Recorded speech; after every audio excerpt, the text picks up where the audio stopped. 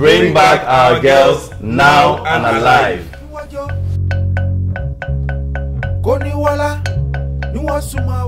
It's been 163 days since the abduction of the over 200 girls that were abducted on April 14.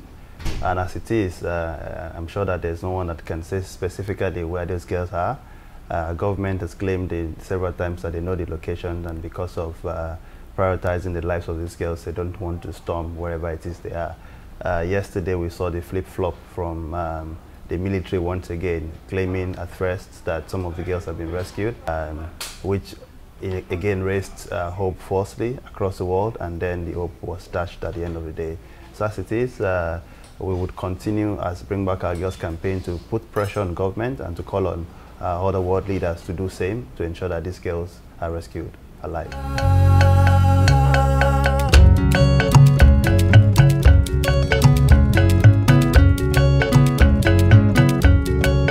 Yeah, for us, we might reassess our strategy, but one thing that we have maintained that this is a single issue group for us. The Bring Back Our Girls campaign came together as a melting pot of different people from various backgrounds and from various professional institutions. So we have said that we will remain a single issues group, which is what we've done to continue to campaign for the release of these girls. If they are released, we might reassess our strategy. But one of the things that we have done outside of that is to work with different stakeholder groups to see the girls that have been rescued so far. We've put pressure, for instance, on the United Nations, which we know had set up a health response team to see how they can offer psychosocial support to the 57 girls that escaped, and then to the families of the over 217 girls that are still held hostage, and to continue to provide support for them.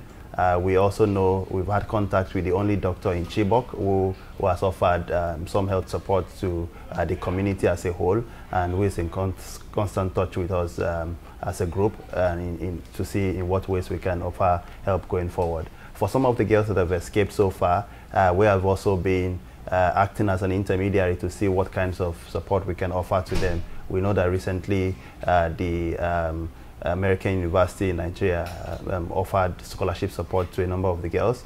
I also know that a school in Lagos has offered scholarship for 3 of the girls. We know that there are several other initiatives on the table.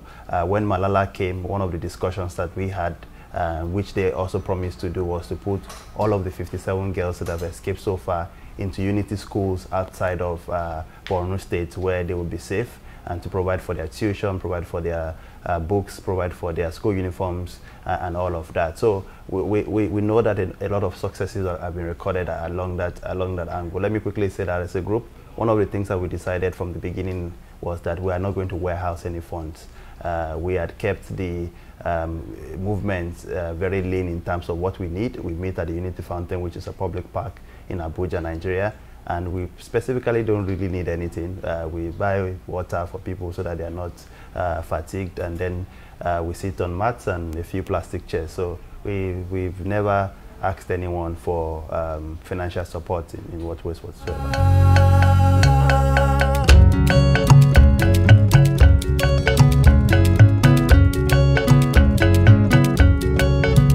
Yeah, well, actually, what we've been trying to do is, of course, to see how we can, leverage on this, situation to expand the struggle, just beyond the issue of this abduction, because I think the insecurity, the generation in Nigeria, is such that we must galvanize all the forces to ensure that, our country is safe, and because if there's no security, there's no way you can make any progress. There's no way you can have investment, and the crisis will continue to, multiply. So because of that, while taking the issues of abduction of the girls, as an issue that can galvanize us, but we have a larger, concern of the general insecurity, corruption, impunity, outright looting and stealing that is going on, currently in Nigeria, which is the pace, thing that has happened in the country. In the past, we had some corruption, but now we have corruption with impunity.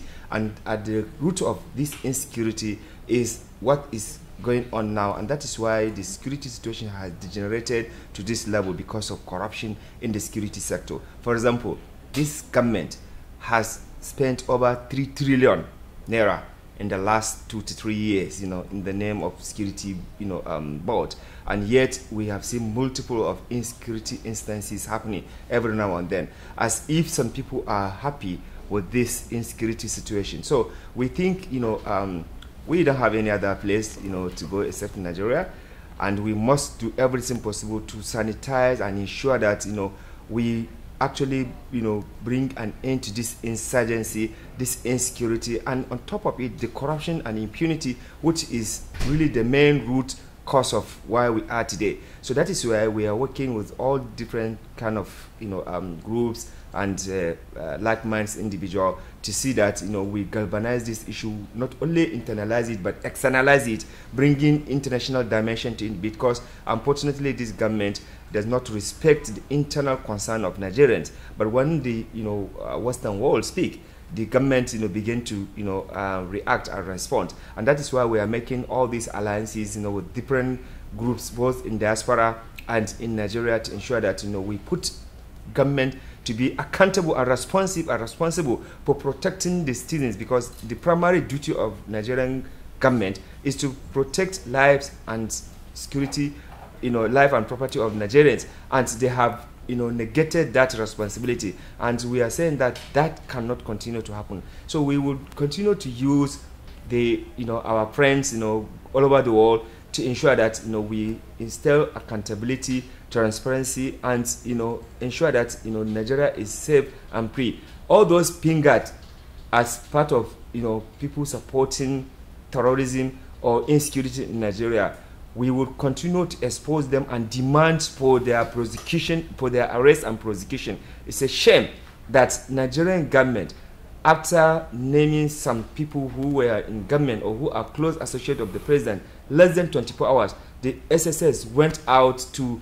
exonerate them without even investigation. And that was what happened with the first bombing that took place in Abuja. Less than 24 hours, the president, without allowing the security to investigate who were involved in that, he gave them a clean bill. And today we have now seen that situation has degenerated because of the politics introduced in the security in Nigeria. So we think the role of the states in foiling this insecurity must be investigated, and we can only do that when we have international also pressure from the governments of the world to tell our government that they must be responsible, and they must prosecute all those people that are alleged to be involved in the foiling of insecurity in Nigeria. And we'll continue to do this campaign. We have already written the petition to ICC, that ICC must come to investigate this matter, because we believe that this is a war against Nigerian people. It is a genocide perpetuated by some people that are actually in the government. If it is the government not doing it directly, but some people in this government are actually part and parcel of supporting this insecurity. So therefore we would take and go to any length to ensure that we bring this end to insecurity, an end to insurgency in Nigeria, using our contact both at home and abroad.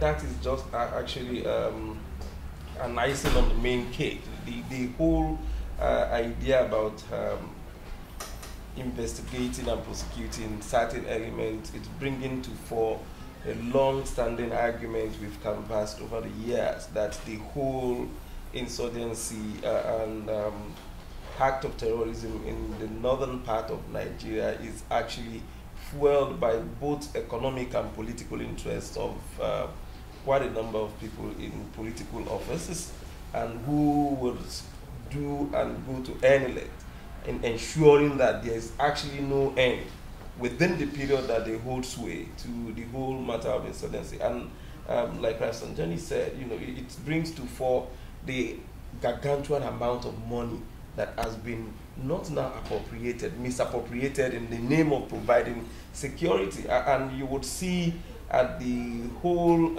investigation of the matter how much money has been allocated to the security. The Nigerian defense votes in the last 15 years thereabout, enjoys the largest chunk of the share for over 15, 20 years. And then you would ask yourself, just within a test of a small group called the Boko Haram, within a small section of the country, has put the whole country to that shame and to that extent. So for us, it will clearly tell you that it is outside within the purview and both the political will and power of the Nigerian government to actually investigate and prosecute if people are found culpable in the whole episode of the Boko Haram insurgency.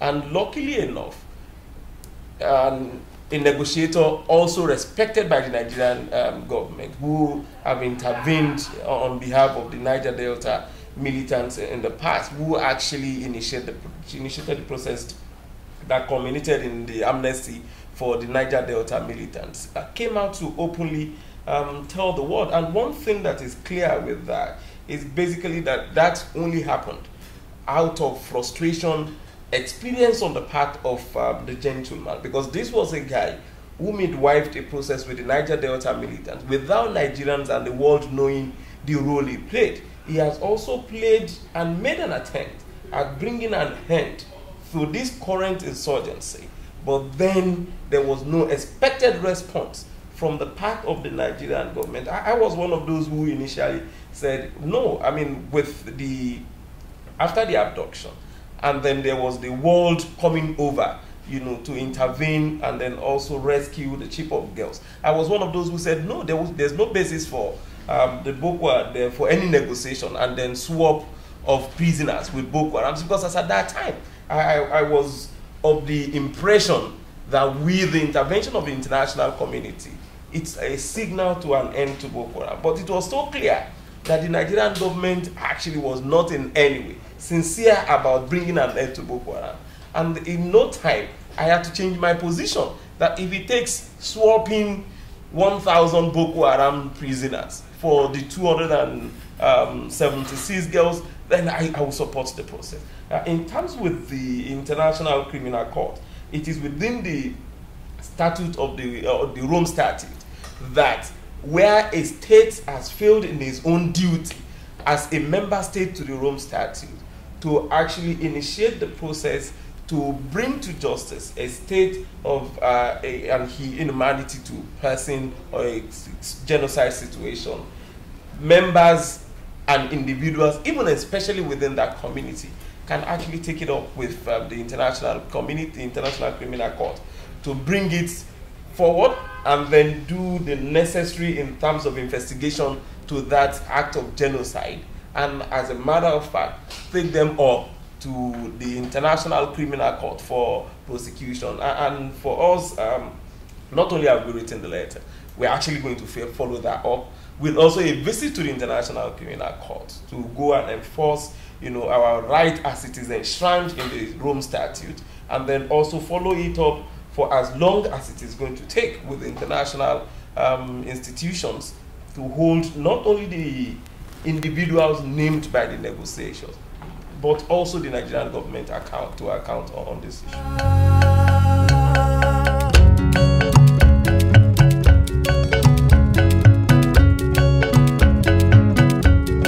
I think for me that what is important is that girls who are abducted in Chibok and concerned Nigerians continue to gather for more than 140 days in Abuja for them.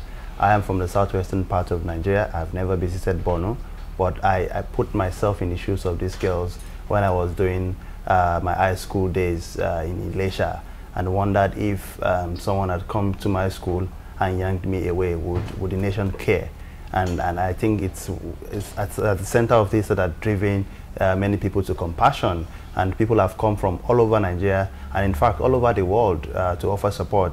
I was in a meeting with the UN Millennium Campaign yesterday, and the director was saying, what more can we do to support the Bring Back Our Girls campaign? I also know that Madam Obi and Hadiza met with the Executive Director of UN Women today, again, to see in what ways that the global community can continue to support the Bring Back Our Girls campaign. So I want the girls to know that they have not been forgotten. As long as we know that they are alive, we would continue to fight their cause and to bring global attention to this cause in many ways as possible. And to talk on the issues that my other colleagues have also raised, with what I have seen and read in Nigeria's local and international media, two things I would like to put a spotlight on. I think that the Nigerian government has not deployed all its military might in putting an end to the current insurgency. I've seen several analyses, and I wonder that, like he says, the areas under insurgency in Nigeria is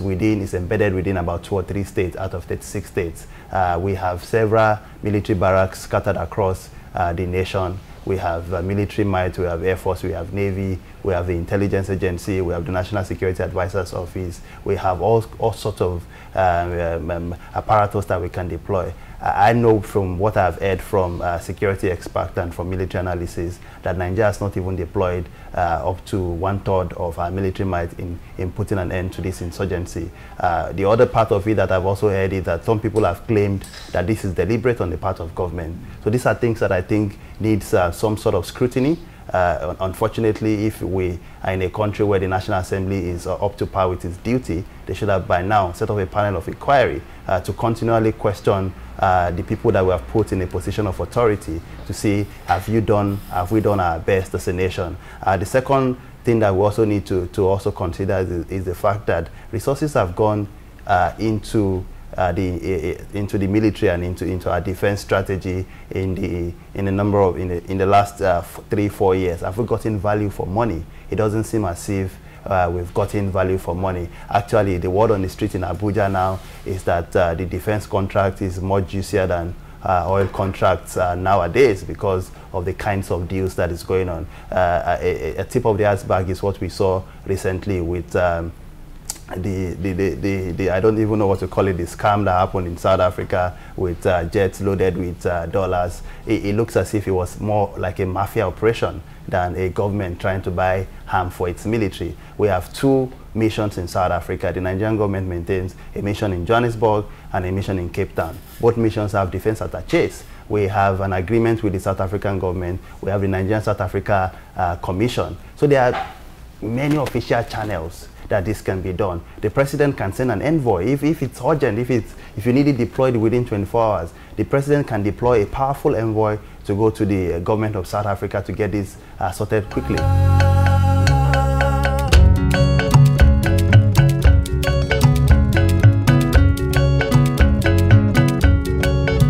Actually championing the cause of the people, but then I really don't see the possibility of reviving that NANS. The only thing I can see is to start an alternative student movement, you know, that can actually bring genuine, young, impressionable minds within the students' campuses to actually take the leadership of the students' movement, borrowing from the experience of those who actually had a reputable experience and past in terms of students' union activism, but with the current corrupt bunch of students' leaders, there's no way there's anything that can happen within the current students' movement, where every aspiring student or even activist goes from office of a governor to that of the president, and the only thing you have to show for as a student leader currently is your accessibility to the leadership of the country and then the kind of cars that you drive. So it's actually a shame that many of us will have to carry with ourselves, but then we are committed to a reversal of the trend. Well, thank you guys. Bring back our girls now and alive. Thank you.